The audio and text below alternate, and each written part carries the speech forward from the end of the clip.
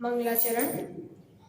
मोक्षमार्गस्य नेतारं भेतारं कर्मभूभृतां ज्ञातारं विश्वतत्त्वानां वन्दे तद्गुणलब्धये। वन्दे तद्गुणलब्धये। आज का हमारा विषय है सम्यक दर्शन। आज हम सम्यक दर्शन के बारे में जानेंगे। आज हम सम्यक दर्शन के भेदों के बारे में जानेंगे। उन तीन भेदों में अंतर जानेंगे। तो आप सभी ने सुना भी होगा, तत्वार्थ सूत्र में लिखा है कि सम्यक दर्शन ज्ञान चारित्राणि मोक्ष मार्ग, अर्थात सम्यक दर्शन, सम्यक ज्ञान और सम्यक चारित्र, इन तीनों की एकता से ही मोक्ष मार्ग बनता है। तो आज हम ऐसे इन तीनों रत्नत्रयों में से पहले रत्नत्रय के भेदों में अंतर जानेंगे। तो सम्यक दर्शन के तीन भेद होते हैं, औपशमिक, क्षायोपशमिक और क्षायिक।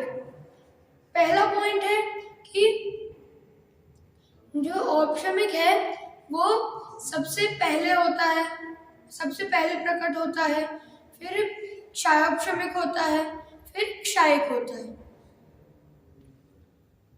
अब दूसरा अंतर यह है कि जो औपशमिक है उसमें तीन करण आते हैं, तीनों करण आते हैं, और क्षायोपशमिक में 2 ही करण आते हैं, और क्षायिक में 3 करण 2 बार आते हैं। उनमें जो शुरू के 3 करण आते हैं उनमें अनंतानुबंधी चतुष्क की विषय योजना हो जाती है, और उसके बाद फिर बाद के जो 3 करण आते हैं उनमें मिथ्यात्व, सम्यक मिथ्यात्व और सम्यक प्रकृति, इन तीनों का क्षय हो जाता है। अब तीसरा अंतर क्या है कि जो औपशमिक है उसमें 7 प्रकृतियों का उपशम आता है। तो 7 प्रकृतियां कौन सी?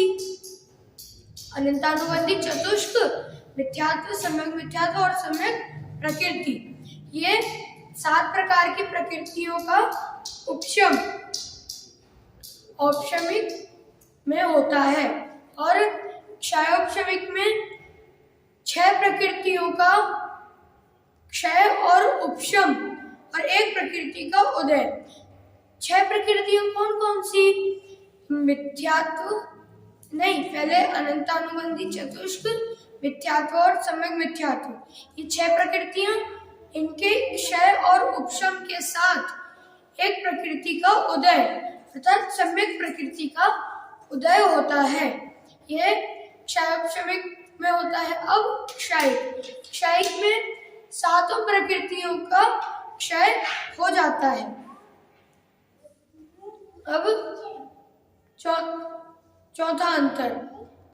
चौथा अंतर यह है कि जो औपशमिक है उसका काल 1 अंतर्मुहूर्त है, और क्षायोपशमिक का काल अगर मैक्सिमम अर्थात उत्कृष्ट देखें तो 66 सागर है, और लेकिन अगर जघन्य देखें तो 1 अंतर्मुहूर्त है।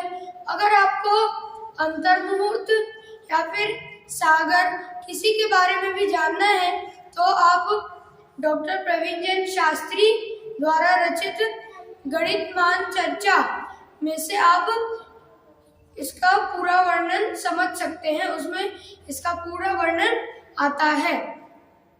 अब अपन आगे बढ़ते हैं। क्षायिक। अब क्षायिक का कितना काल होता है? क्षायिक का अनंत काल होता है, मतलब क्षायिक अनंत काल, एक बार प्रकट हो गया तो अनंत काल तक रहता है। अब 5वां अंतर तो इसमें है कि औपशमिक में गुण श्रेणी निर्जरा होती है। अर्थात जब औपशमिक की उत्पत्ति होती है तभी तुरंत ही गुण श्रेणी निर्जरा हो जाती है। और क्षायोपशमिक में नहीं होती गुण श्रेणी निर्जरा, क्योंकि अब यहाँ पर किसी को प्रश्न उठ सकता है कि क्षायोपशमिक में क्यों नहीं होती गुण श्रेणी निर्जरा? क्योंकि उसमें एक सम्यक प्रकृति का उदय होता है और दूसरा कारण है कि उसमें सिर्फ 2 ही करण होते हैं। अब क्षायिक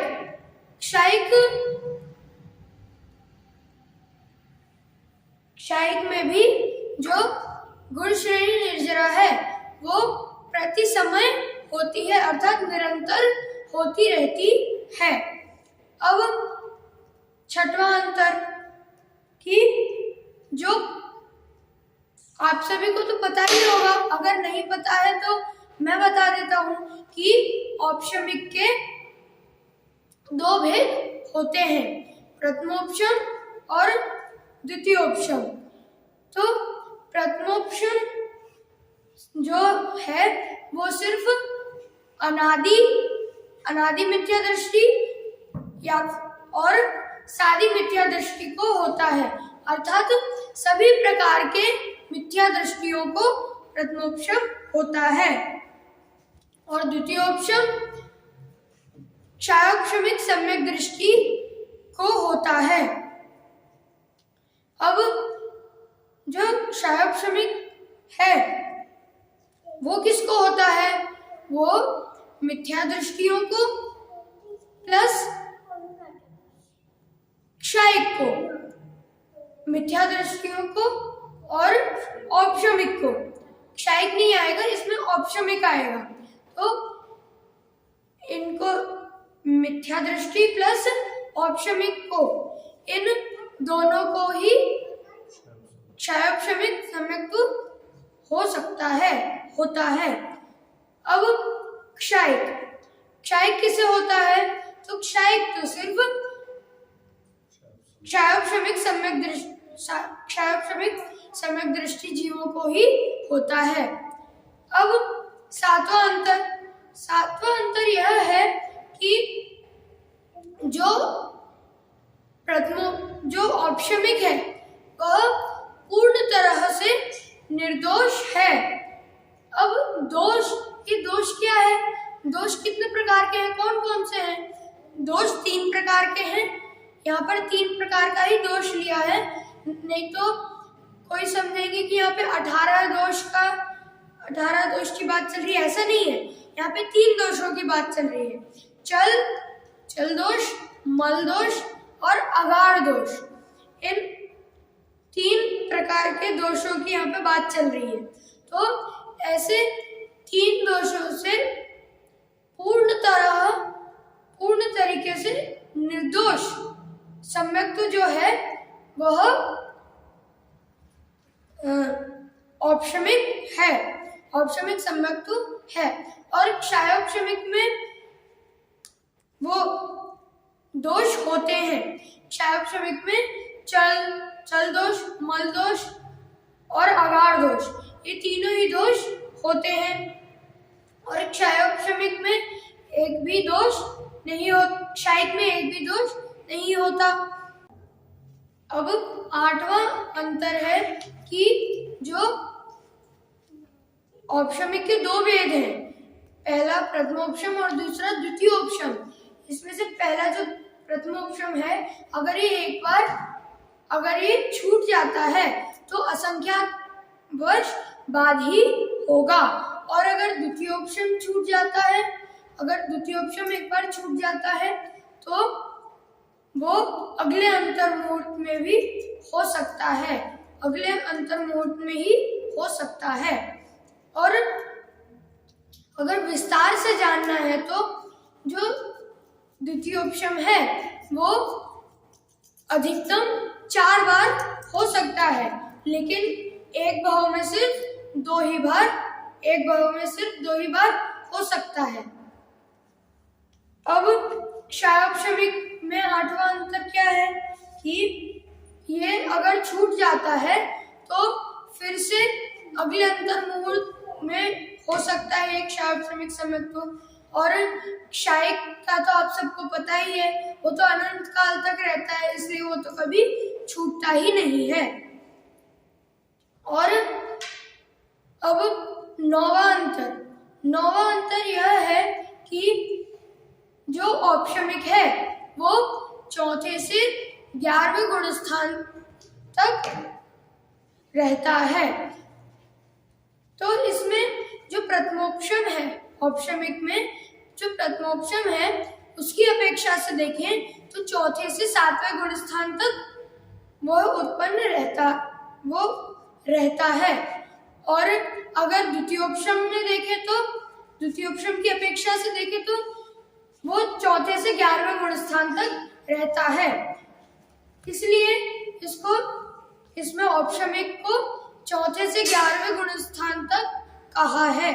और जो क्षायक सम्यक्त्व है वो चौथे से 7वें गुण स्थान तक होगा, और जो क्षायिक सम्यक्त्व है वो चौथे से 14वें गुण स्थान तक और सिद्धों तक रहेगा। क्षायिक चौथे से 14वें गुण स्थान तक और प्लस सिद्धों तक रहेगा। और अब 10वां और आखिरी अंतर, तो इसमें जो पहला है औपशमिक, ये औपशमिक से अगर कोई जीव छूटता है तो वह या तो तीसरे गुण स्थान में जाएगा, या दूसरे गुण स्थान में, या फिर पहले गुण स्थान में, या फिर वह क्षायक सम्यक्त्व में बदल जाएगा। और अगर क्षायक सम्यक्त्व से छूटा तो या तो तीसरे गुण स्थान में जाएगा या तो पहले गुण स्थान में जाएगा। और इस यहाँ क्षायक सम्यक्त्व से दो जगह बदल सकते हैं, या तो वह जीव द्वितीयोपशम में जाएगा या तो क्षायक में जाएगा। और क्षायक तो छूटता है ही नहीं, तो उससे छूट के कहाँ जाएंगे। क्षायक तो अगर एक बार प्रकट हो गया तो वो कभी छूटता ही नहीं है, फिर से प्रकट करने की जरूरत ही नहीं है उसको। तो आज हमने इस सम्यक दर्शन के 3 भेदों के बारे में जाना है, औपशमिक, क्षायक और क्षायक। आशा करता हूँ कि आप सभी को इनके अंतर के साथ इनका स्वरूप भी समझ में आ गया हो, और हम भी इस सम्यक दर्शन की पहली सीढ़ी चढ़कर फिर सम्यक ज्ञान की दूसरी सीढ़ी और अंततः सम्यक चारित्र की तीसरी सीढ़ी चढ़ के मोक्ष मार्ग की शुरुआत करें। इसी मंगल भावना से विराम। जय जिनेन्द्र।